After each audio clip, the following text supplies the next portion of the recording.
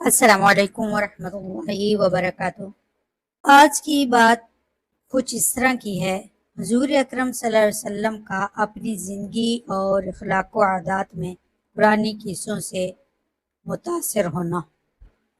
بسم اللہ الرحمن الرحیم۔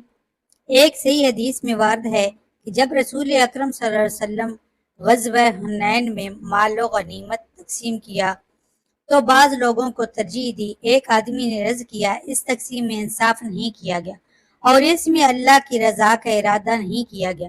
یہ سن کر حضور اکرم صلی اللہ علیہ وآلہ وسلم نے ارشاد فرمایا، اگر اللہ اور اس کا رسول انصاف نہیں کریں گے تو کون انصاف کرے گا؟ اللہ تعالیٰ موسیٰ علیہ السلام پر رحم فرمائے کہ انہیں اس سے زیادہ تکالیف دی گئی، لیکن انہوں نے صبر کیا۔ ایک صحیح حدیث میں وارد ہے، ام المومنین حضرت عائشہ رضی اللہ تعالیٰ عنہما فرماتی ہیں، میں نے رسول اکرم صلی اللہ علیہ وآلہ وسلم کو اتنا کھلکھلا کر ہنستے ہوئے نہیں دیکھا کہ آپ کی داڑھیں ظاہر ہو جائیں۔ آپ تو محض مسکرایا کرتے تھے۔ حضرت عائشہ فرماتی ہیں، جب آپ صلی اللہ علیہ وآلہ وسلم بادلوں یا ہوا کو آتے ہوئے دیکھتے تو آپ کے چہرے پر پریشانی کے آثار دکھائی دیتے۔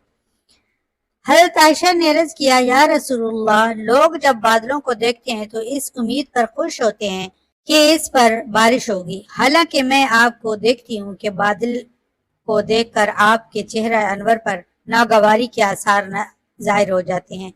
حضور اکرم صلی اللہ علیہ وآلہ وسلم نے فرمایا، اے عائشہ، مجھے کسی چیز نے اس بات سے مامون کر دیا کہ اس میں عذاب ہو۔ ایک قوم کو ہوا کا عذاب دیا گیا، ایک قوم نے عذاب کو دیکھا تو کہا، یہ بادل ہے جو ہم پر بارش برسائے گا۔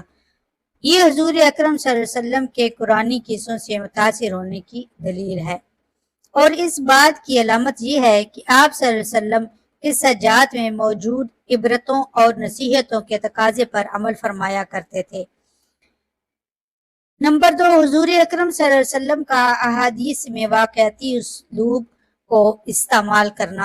حضور اکرم صلی اللہ علیہ وسلم نے اپنی بعض احادیث میں واقعاتی اسلوب کو استعمال فرمایا اور ہمارے لیے دعوت کے موضوعات پر مختلف قصوں کو چھوڑا، اس طور پر کہ قرآنی قصوں کے بعد نبوی قصوں کو بھی سامان عبرت بنایا جائے، وہ واقعات جن کے ذریعے عبرت و معزت کا حصول ضروری ہے۔ ان میں رسول اللہ صلی اللہ علیہ وآلہ وسلم کا بیان کردہ واقعات بھی شامل ہیں۔ یہ وہ قصے ہیں جنہیں رسول اکرم صلی اللہ علیہ وسلم نے اقوام کی تاریخ سے اس لیے اخذ کیا تاکہ اپنے مقصودہ معنی کو حقیقت بھرے انداز میں واضح فرمائیں۔ ان قصوں کا مقام مرتبہ قرآنی قصوں کے بعد سب سے بلند ہے۔